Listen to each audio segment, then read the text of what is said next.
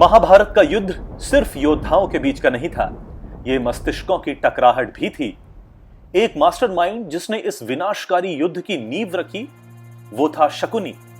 उसकी चतुराई और कुटिलता का असली कारण था वो दर्द और प्रतिशोध, जिसने उसे अपने पिता की हड्डियों से पासों का खेल बनाने के लिए प्रेरित किया।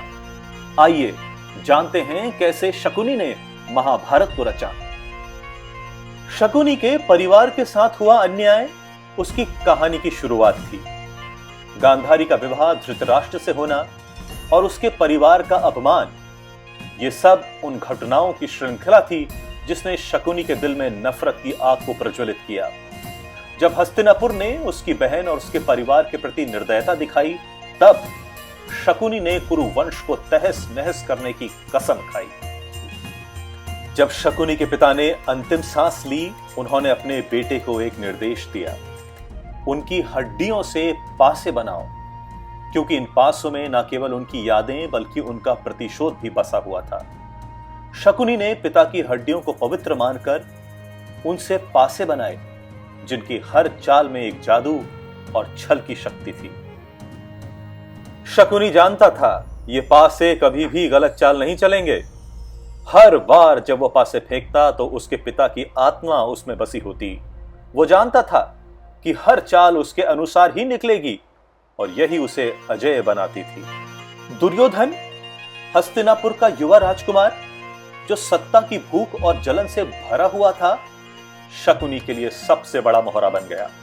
उसने दुर्योधन की कमजोरियों को समझा और उसे एक ऐसे खेल में धकेल दिया जो केवल विनाश की ओर ले जा सकता था।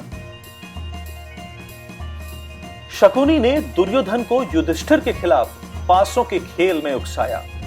उसे दिखाया कि सत्ता और जीत बस उसकी एक चाल की दूरी पर है।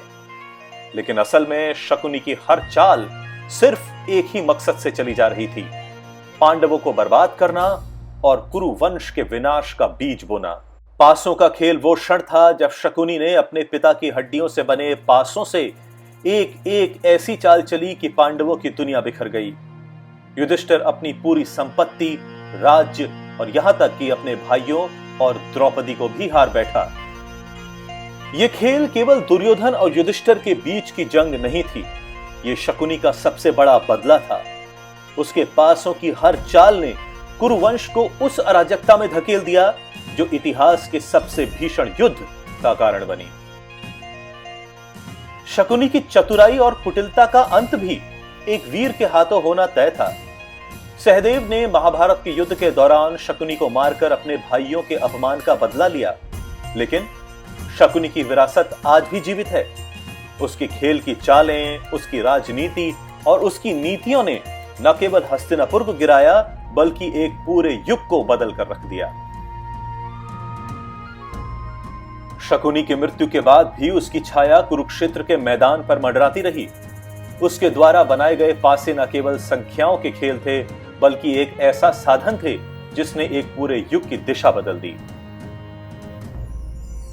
शकुनी ने महाभारत को रचा, लेकिन उसका मकसद ना तो सत्ता था ना ही धन। उसका मकसद था प्रतिशोध। वो आग जो उसके दिल में कड़वी यादों से प्रज्वलित हुई थी।